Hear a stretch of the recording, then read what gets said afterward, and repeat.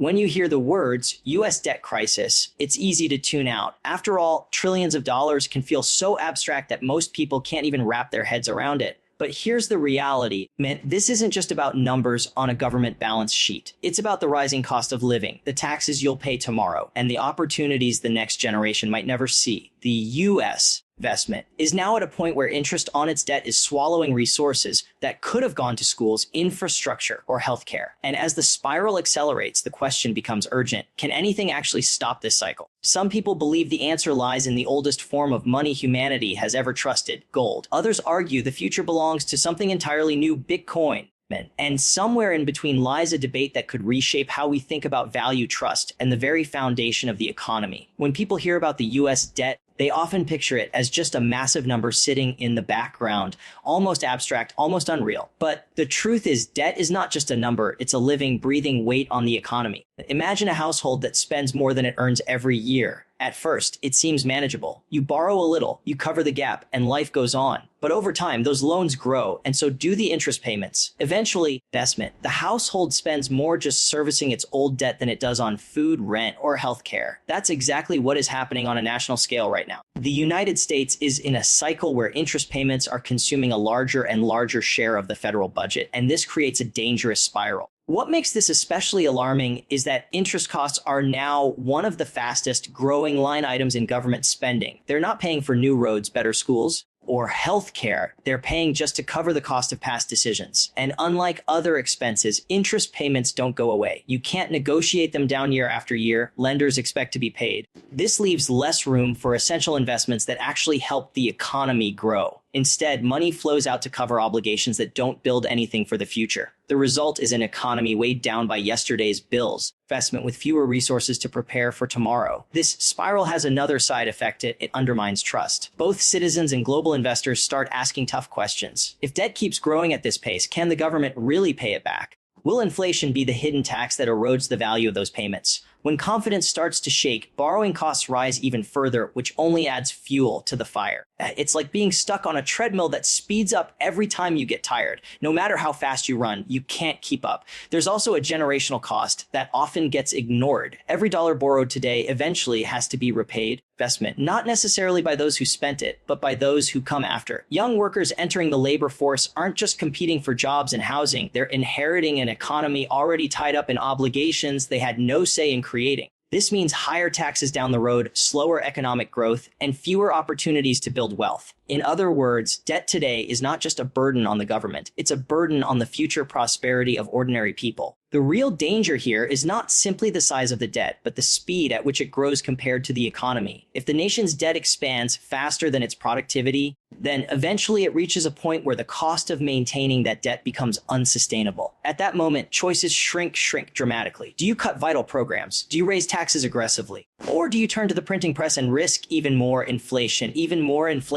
None of these options are painless, and the longer the spiral continues, the harsher the eventual adjustment will be. Gold has always had a unique place in the financial world. Long before there were central banks, digital currencies, or even modern financial systems, people trusted gold as a store of value. Its appeal is simple. It cannot be printed, it does not decay, and it is universally recognized. In times of war, inflation, or political upheaval, gold has consistently acted as a safe haven. Whenever economies trembled, investors ran to gold, and history shows that this trust has rarely been misplaced. It represents stability in a world where currencies rise and fall, governments change, and policies shift. For the United States, the idea of turning to gold in the face of a mounting debt crisis is not without precedent. In fact, the U.S. dollar was once directly tied to gold under the gold standard, which limited how much money could be printed by linking it to the nation's reserves. That system was abandoned decades ago, giving policymakers freedom to expand the money supply, investment, but also removing the hard limits that restrain debt growth. Today, with debt spiraling, some argue that a return to gold, or at least a greater reliance on it, could restore discipline to the system. Gold essentially acts as a brake on reckless spending because its supply cannot be manipulated to match political convenience. One of the strongest arguments for gold is its proven track record as a hedge against inflation. Best when governments borrow and spend excessively, inflation often follows, eroding the purchasing power of everyday citizens. Gold, however, tends to move in the opposite direction, rising in value when confidence in paper currencies falls. That makes it especially appealing at a time when the US debt is ballooning and concerns about inflation remain in the background. By holding gold, investors and even governments shield themselves against the risks of currency devaluation. It's like having a lifeboat ready when the ship starts to take on water. Still, the question remains, can gold alone save the US economy from its current crisis? While it is powerful as a store of value, it does not produce growth.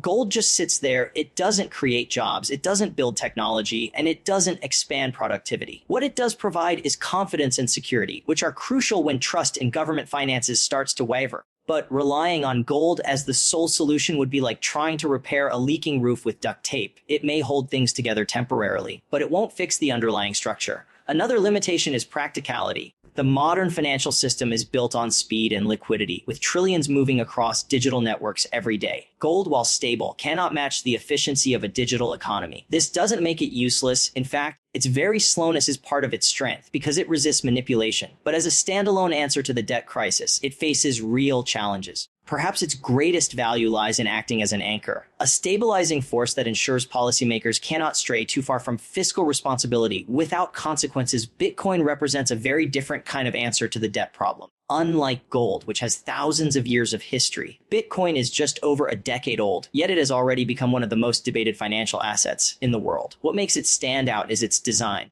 There will only ever be 21 million Bitcoins, and that fixed supply means it cannot be inflated the way traditional currencies can. In a world where governments can print trillions with a few keystrokes, Bitcoin's scarcity is its greatest strength. It appeals to those who fear that mounting debt will eventually lead to devalued dollars and a loss of purchasing power. For many, Bitcoin is not just an asset, it's a protest against unlimited spending and uncontrolled money creation. Its decentralized nature is another reason people look to it in times of economic uncertainty. No single government or central bank controls Bitcoin. Instead, it runs on a network maintained by thousands of participants across the globe. This independence makes it immune to political manipulation, which is a refreshing idea for anyone frustrated by policies that seem to prioritize short-term gains over long-term stability. If trust in the dollar weakens, Bitcoin presents itself as a parallel system where the rules are clear and unchangeable. That clarity, in theory, can offer a level of security when traditional systems are wobbling under debt pressure. But for all its promise, Bitcoin comes with serious challenges. Its volatility is one of the biggest concerns. While it has seen massive gains over the years, it has also experienced brutal crashes, wiping out large portions of value in short spans of time.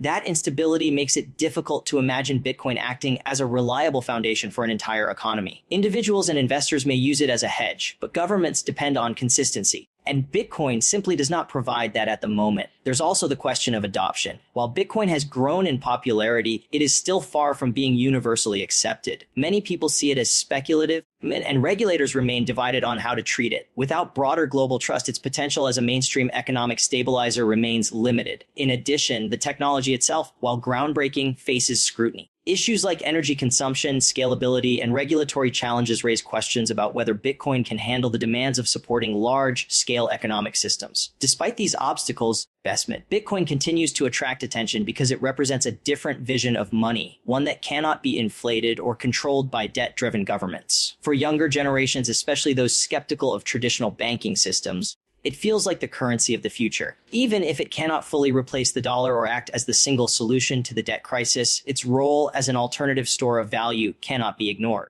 It serves as a reminder that people are actively searching for new answers and that the current path of endless borrowing has forced innovation into the conversation. Let me craft a strong intro for your speech on US debt crisis explained. Can gold and Bitcoin save the economy? In the same sharp, practical style, when you hear the words US debt crisis, it's easy to tune out. After all, and trillions of dollars can feel so abstract that most people can't even wrap their heads around it. But here's the reality. This isn't just about numbers on a government balance sheet. It's about the rising cost of living, the taxes you'll pay tomorrow, and the opportunities the next generation might never see. The US is now at a point where interest on its debt is swallowing resources that could have gone to schools, infrastructure, or healthcare. And as the spiral accelerates, the question becomes urgent. Can anything actually stop this cycle? Some people believe the answer lies in the oldest form of money humanity has ever trusted, gold. Others argue the future belongs to something entirely new, Bitcoin. And somewhere in between lies a debate that could reshape how we think about value, trust, and the very foundation of the economy.